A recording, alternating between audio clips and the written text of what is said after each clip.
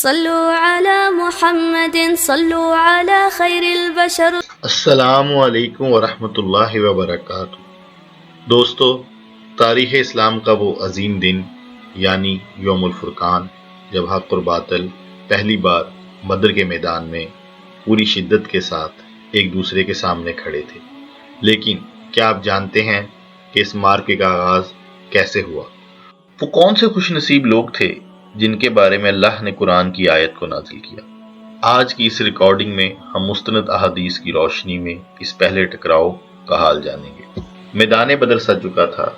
قریش کے لشکر کے 3 بڑے سردار عتبہ، اس کا بیٹا ولید اور بھائی شیبہ نے تکبر سے للکارا، کون ہے جو ہمارا مقابلہ کرے؟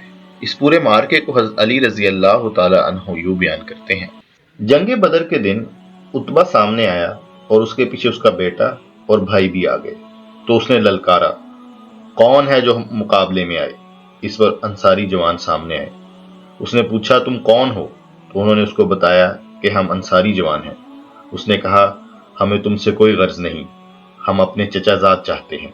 تو نبی کریم صلی اللہ علیہ وآلہ وسلم نے فرمایا، اٹھو اے حمزہ، اٹھو اے علی، اٹھو اے عبیدہ بن حارث۔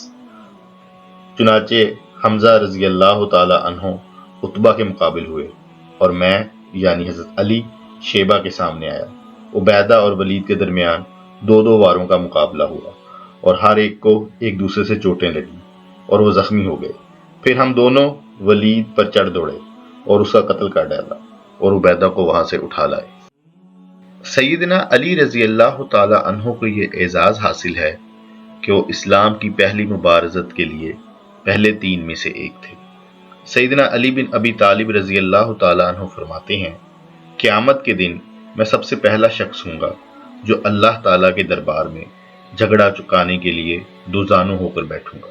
سوچئے یہ کتنا بڑا اعزاز ہے کہ کائنات کے سب سے بڑے انصاف کے دن یعنی روز قیامت پہلا مقدمہ حضرت علی رضی اللہ تعالی عنہ کا ہوگا، جنہوں نے بدر کے میدان میں اللہ کے نام کو بلند کرنے کے لیے اپنی جان ہتھیلی پر۔ سیدنا قیس بن عباد رضی اللہ تعالی عنہ فرماتے ہیں کہ سورہ حج کی یہ آیت، اعوذ باللہ من الشیطان الرجیم بسم اللہ الرحمن الرحیم، یہ 2 فریق ہیں جنہوں نے اللہ کے بارے میں جھگڑا کیا، انہی حضرات کے بارے میں نازل ہوئی ہے جو بدر کی لڑائی میں مبارزت کے لیے نکلے تھے، یعنی تنہا لڑائی لڑنے کے لیے نکلے تھے۔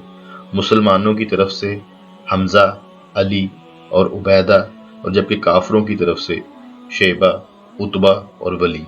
سیدنا ابو ذر غفاری رضی اللہ تعالی عنہ قرآن کی اس آیت کی شان نزول کو بیان کرتے ہوئے قسم اٹھا کر کہتے تھے کہ یہ آیت قریش کے 6 اشخاص کے بارے میں نازل ہوئی ہے، یعنی علی، حمزہ اور عبیدہ، اور 3 کفار کی جانب سے یعنی کہ عتبہ، شیبہ اور ولید۔ دوستو، بدر کا یہ آغاز کفار کے غرور کی شکست کا نشان ہے، جب تکبر میں ڈوبے ہوئے عتبہ، شیبہ اور ولید نے انصاری نوجوانوں کو یہ کہہ کر ٹھکرا دیا کہ ہمارا تمہارا کوئی مقابلہ نہیں، ہمیں اپنے ہم پلہ اپنے چچا زاد سے لڑنا ہے۔ لیکن قدرت کا فیصلہ دیکھیے، جن شاہ سواروں کو انہوں نے چیلنج کیا تھا، انہی کی تلواروں نے لمحوں میں ان کے تکبر کو خاک میں ملا دیا۔